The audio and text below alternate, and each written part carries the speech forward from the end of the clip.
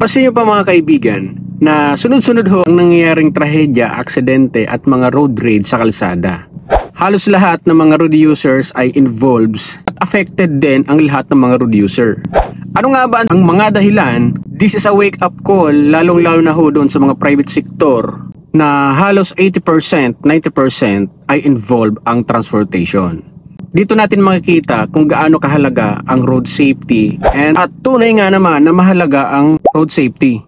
Mga trainings, events, seminars, mahalagang bagay po yan lalong-lalo na ho kung road safety ang pinag-uusapan. Call out sa mga companies, sa mga private sector that involves ang transportation.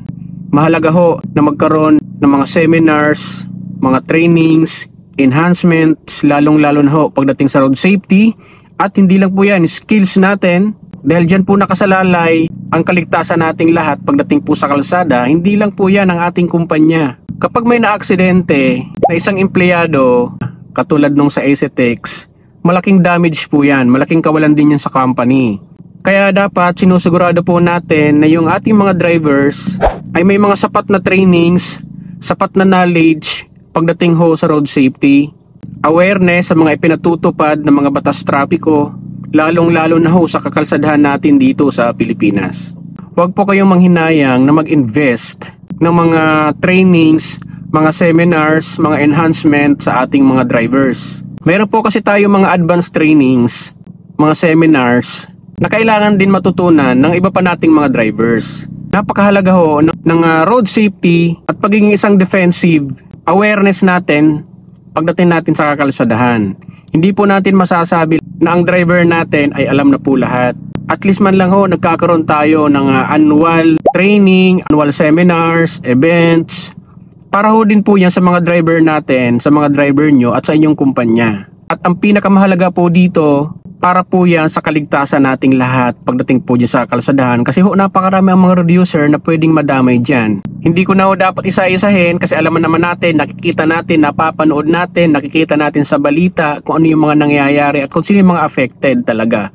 Once again, this is a wake-up call para ho magbigay po tayo ng action para sa ating mga drivers. Huwag po natin silang hayaan na hanggang stock knowledge na lang po ang kanilang mga nalalaman pagdating ho sa pagmamaneho. So bigyan po natin sila ng training, bigyan po natin sila ng enhancement para po sa road safety. At para na rin ho sa ikabubuti ng inyong kumpanya. Once again, I'm Coach Archie at lagi po tayo mag-iingat sa pagmamaneho. Gusto ko lang palang i-share sa inyo, ito po ay isang Acid Guard Plus na pwedeng makatulong sa inyo kung kayo po ay nakakaranas ng pananakit ng sikmura, mataas ang acid, allergies, pwede ho ito makatulong guys. Guys, kung nakikita nyo, ito ay white stone na nasa loob. Ang white stone po na to ay nagre-release ng mga minerals na kailangan po ng ating katawan at sapat lamang po ang nire-release nito na saktong-sakto na kailangan talaga ng ating katawan. Ang mga minerals po na nire-release ito ay sodium, potassium, magnesium, calcium. At alam niyo po ba, ang white stone po na to ay pwedeng tumagal ng hanggang 5 years. Kaya ang gagawin niyo na lang dito guys ay salinan siya ng tubig. Kapag naubos niyo ng tubig inumin, salinan niyo po ng tubig. At ang tubig po na inilalagay niyo dito ay nagiging pong alkaline. Alam niyo po ba, sa araw-araw natin na iniinom yung mga tubig na nabibili natin sa mga tindahan, sa mga refilling station, yan po ay napaka-acidic. Kaya tayo ay nagkakasakit dahil sa pagiging acidic. Pero kung mayroon po kayo nito, ang tubig niyong inumin ay magiging alkaline.